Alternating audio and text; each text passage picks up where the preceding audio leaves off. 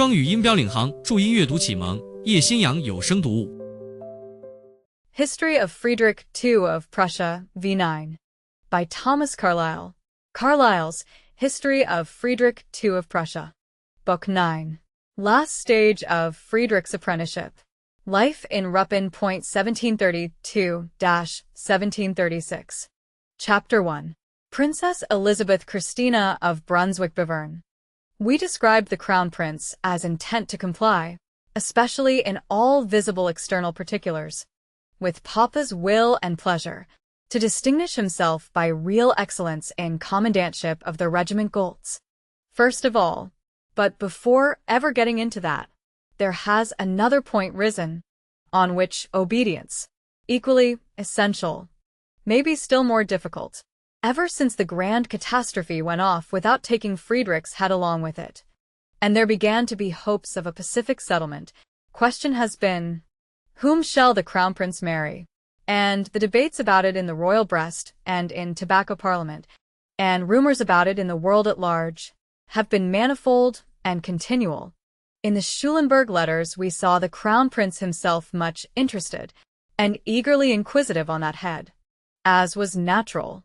But it is not in the Crown Prince's mind. It is in the tobacco parliament, and the royal breast as influence there, that the thing must be decided. Who in the world will it be? Then, Crown Prince himself hears now of this party, now of that. England is quite over, and the Princess Amelia sunk below the horizon. Friedrich himself appears a little piqued that Hotham carried his nose so high, that the English would not, in those life-and-death circumstances, abate the least from their both marriages or none, thinks they should have saved Wilhelmina, and taken his word of honor for the rest. England is now out of his head. All romance is too sorrowfully swept out, and instead of the sacred air cities of hope, in this high section of his history, the young man is looking into the mean clay hamlets of reality, with an eye well recognizing them for real, with an eye and heart already tempered to the due hardness for them. Not a fortunate result, though it was an inevitable one. We saw him flirting with the beautiful wedded Reach, talking to Lieutenant General Schulenburg about marriage, in a way which shook the pipe clay of that virtuous man. He knows he would not get his choice. If he had one, strives not to care, nor does he, in fact, much care, the romance being all out of it. He looks mainly to outward advantages, to personal appearance, temper, good manners, to religious principle, sometimes rather in the reverse way, fearing an overplus rather, but always to likelihood of moneys by the match, as a very direct item. Ready command of money, he feels, will be extremely desirable in a wife, desirable and almost indispensable in present straitened circumstances. These are the notions of this ill-situated Kolebs. The parties proposed first and last, and rumored of in newspapers, and the idle brains of men, have been very many, no limit to their numbers. It may be anybody, an intending purchaser, though but possessed of sixpence, is in a sense proprietor of the whole fair. Through Schulenburg we heard his own account of them, last autumn. But the far noblest of the lot was hardly glanced at, or not at all, on that occasion. The Kaiser's eldest daughter, sole heiress of Austria and these vast pragmatic sanction operations, Archduchess Maria Theresa herself. It is affirmed to have been Prince Eugene's often expressed wish, that the Crown Prince of Prussia should wed the future Empress, Hormare. Italic, Allgemeine Geschichte der Nussland-Zeit and Italic, Wien, 1817. I-13. Cited in Prus. I-71. Which would indeed have saved immense confusions to mankind. Nay, she alone of princesses, beautiful, magnanimous, brave, was the mate for such a prince, had the good fairies been consulted, which seldom happens, and romance itself might have become reality in that case, with high results to the very soul of this young prince. Wishes are free, and wise Eugene will have been heard, perhaps often, to express this wish. But that must have been all. Alas! The preliminaries, political, especially religious, are at once indispensable and impossible. We have to dismiss that daydream. A papal Protestant controversy still exists among mankind, and this is one penalty they pay for not having settled it sooner. The imperial court cannot afford its archduchess on the terms possible in that quarter. What the imperial court can do is to recommend a niece of theirs, insignificant young princess, Elizabeth Christina of Brunswick-Bevern, who is niece to the empress, and may be made useful in this way to herself and us. Think the imperial majesties will be a new tie upon the Prussians and the pragmatic sanction, and keep the alliance still surer for our archduchess in times coming. Think their majesties. It is insinuated by Seckendorf in Tobacco Parliament. Ought not she, daughter of your majesty's esteemed friend, modest-minded, innocent young princess, with a brother already betrothed in your majesty's house, to be the lady? It is probable she will. Did we inform the reader once about Kaiser Karl's young marriage adventures? And may we, to remind him, mention them a second time? How Imperial Majesty, some 25 years ago, then only King of Spain, asked Princess Caroline of Ansbach, who was very poor, and an orphan in the world, who at once refused, declining to think of changing her religion on such a score, and now governs England, telegraphing with Walpole as queen there instead. How Karl, now Imperial Majesty, then King of Spain, next applied to Brunswick-Wolfenbüttel, and met with a much better reception there. Applied to old Anton Ulrich, reigning duke, who writes big novels, and does other foolish good-natured things, who persuaded his granddaughter that a change to Catholicism was nothing in such a case, that he himself should not care in the least to change.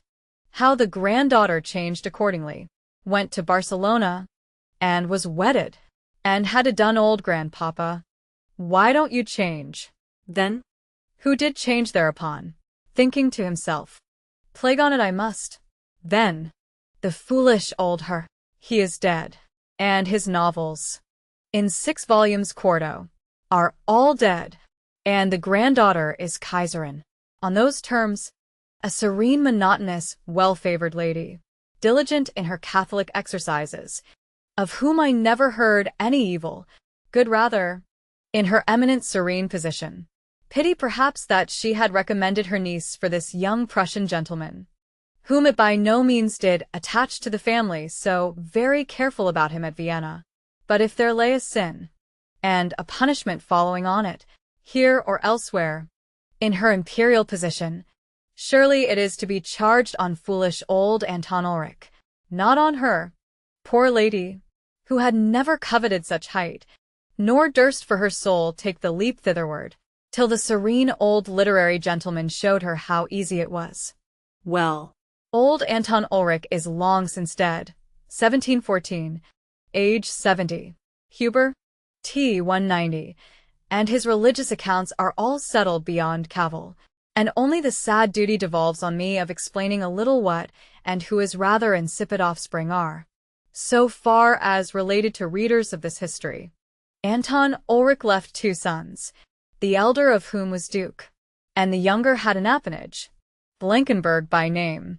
Only this younger had children, serene Kaiserin that now is, one of them. The elder died childless, 1731, Michaelis, I. 132, precisely a few months before the times we are now got to.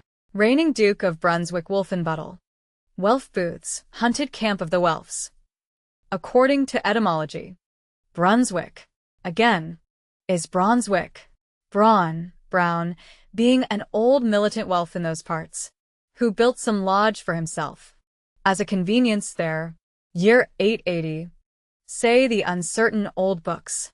Hubner, T. 149, Michaelis, and c. all but certain appanages, and does not concern us farther.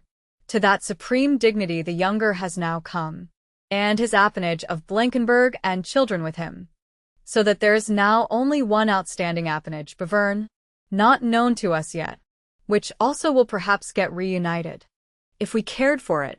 Ludwig Rudolf is the name of this new sovereign Duke of Brunswick-Wolfenbüttel, or Duke-in-Chief, age now 60, has a shining, bustling, somewhat irregular duchess, says Wilhelmina, and a nose, or rather almost no nose, for sad reasons. Wilhelmina, 2, 121. Other qualities or accidents I know not of him, except that he is father of the Vienna Kaiserin, grandfather of the princess whom Seckendorf suggests for our Friedrich of Prussia. In Ludwig Rudolf's insipid offspring our readers are unexpectedly somewhat interested. Let readers patiently attend. Therefore, he had 3 daughters, never any son. 2 of his daughters, eldest and youngest, are alive still. The middle one had a sad fate long ago. She married, in 1711, Alexius the Czarowitz of Peter the Great. Foolish Czarowitz, miserable, and making others miserable, broke her heart by ill conduct, ill usage, in 4 years, so that she died, leaving him only a poor small Peter too, who is now dead too, and that matter ended all but the memory of it. Some accounts bear that she did not die, that she only pretended it, and ran and left her intolerable Czarowitz, that she wedded, at Paris, in deep obscurity, an officer just setting out for Louisiana, lived many years there as a thrifty soldier's wife, returned to Paris with her officer reduced to half pay, and told him or told some select official person after him, under 7-fold oath, being then a widow and necessitous her sublime secret, which came thus to be known to a supremely select circle at Paris, and was published in books, where one still reads it. No vestige of truth in it, except that perhaps a necessitous soldier's widow at Paris, considering of ways and means, found that she had some trace of likeness to the pictures of this princess, and had heard her tragic story. Ludwig Rudolf's second daughter is dead long years ago, nor has this fable as yet risen from her dust. Of Ludwig Rudolf's other 2 daughters, we have said that one, the eldest, was the Kaiserin, Empress Elizabeth Christina, age now precisely 40, with 2 beautiful daughters, Sublime Maria Theresa the elder of them, and no son that would live, which last little circumstance has caused the pragmatic sanction and tormented universal nature for so many years back. Ludwig Rudolf has a youngest daughter, also married, and a mother in Germany, to this day conspicuously so, of whom next, or rather of her husband and family circle, we must say a word. Her husband is no other than the esteemed friend of Friedrich Wilhelm, Duke of Brunswick-Bevern, by title, who, as a junior branch, lives on the appanage of Bevern, as his father did, but is sure now to inherit the sovereignty and be Duke of Brunswick-Wolfenbüttel at large. He or his sons were the present incumbent, Ludwig Rudolf. Once out, present incumbent, we have just intimated, is his father-in-law, but it is not on that ground that he looks to inherit. He is nephew of old Anton Ulrich, son of a younger brother who is also Bevern in Anton's time, and is the evident heir male, old Anton being already fallen into the distaff, with nothing but 3 granddaughters. Anton's heir will now be this nephew. Nephew has wedded one of the granddaughters, youngest of the 3, youngest daughter of Ludwig Rudolf, sovereign duke that now is, which lady, by the family she brought him, if no otherwise, is memorable or mentionable here, and may be called a mother in Germany. Anton Ulrich, 1833 to 1714, Duke-in-Chief, that is, Duke of Brunswick-Wolfenbüttel. August Wilhelm, elder son and heir, 1662, 1714, 1731. Had no children. Ludwig Rudolf, the younger son, 1671, 1731, 1735. A Panagad in Blankenberg, Duke of Brunswick-Blankenberg, became Wolfenbüttel, 1731. Died. March 1st, 1735. No son. So that now the Bavern succeeded. 3 daughters. Elizabeth Christina. The Kaiserin 1691, 1708, 1750. Charlotte Christina 1694, 1711, 1715. Alexius of Russia's had a fabulous end. Antoinette Amelia 1695, 1712, 1762. Bavern's wife. A mother in Germany. Ferdinand Albert, 1636 to 1687. His younger brother appanaged in Bavern. That is, Duke of Brunswick-Bavern. Ferdinand Albert, eldest son, an elder had perished, 1704, on the Schellenberg under Marlborough. Followed in Bavern, 1680, 1687-1704, 1735. Kaiser's soldier, Friedrich Wilhelm's friend, married his cousin, Antoinette Amelia, mother in Germany, as we call her. Duke-in-Chief, March 1st, 1785. On Ludwig Rudolph's decease, died himself. 3d September same year. Born 1713. Karl the heir, to marry our Friedrich's sister. 1714. Anton Ulrich, Russia. Tragedy of Tsar Ivan. 1715. November 8th. Elizabeth Christina, Crown Princes. 1718. Ludwig Ernst, Holland. 1787. 1721. Ferdinand, Chatham's and England's, of the 7 Years' War. 1722, 1724, 1725, 1732. For others. Boys the youngest two, who were both killed in Friedrich's wars. Father Bavern, her husband, Ferdinand Albert, the name of him, is now just 50, only 10 years younger than his serene father-in-law, Ludwig Rudolph, whom, I may as well say here, he does at last succeed, 3 years hence 1735, and becomes Duke of Brunswick in general, according to hope, but only for a few months, having himself died that same year. Poor Duke. Rather a good man, by all the accounts I could hear, though not of qualities that shone. He is at present Duke of Brunswick-Bavern, such his actual nomenclature in those ever-fluctuating Sibyl's leaves of German history books, Wilhelmina's and the others. Expectant Duke of Brunswick in general, much a friend of Friedrich Wilhelm. A kind of Austrian soldier he was formerly, and will again be for brief times. General Feldmarschall, so styled, but is not notable in war, nor otherwise at all, except for the offspring he had by this serene spouse of his. Insipid offspring, the impatient reader says, but permits me to enumerate 1 or 2 of them. 1. Karl, eldest son, who is sure to be Brunswick in general, who is betrothed to Princess Charlotte of Prussia, a satirical creature. She, fonder of my prince than of him. Wilhelmina thinks. The wedding nevertheless took effect. Brunswick in general duly fell in, first to the father, then, in a few months more, to Karl with his Charlotte, and from them proceeded, in due time, another Karl, of whom we shall hear in this history, and of whom all the world heard much in the French Revolution wars, in 1792, and still more tragically afterwards. Shot to death or worse, at the Battle of Jena, October, 1806. Battle lost before it was begun. Such the strategic history they give of it. He peremptorily ordered the French Revolution to suppress itself, and that was the answer the French Revolution made him. From this Karl, what new Queens Caroline of England and portentous Dukes of Brunswick, sent upon their travels through the anarchic world, profitable only to newspapers. We need not say, too, Anton Ulrich, named after his august great-grandfather, does not write novels like him. At present a young gentleman of 18, goes into Russia before long, hoping to beget czars, which issues dreadfully for himself and the potential czars he begot. The reader has heard of a potential Tsar Ivan, violently done to death in his room.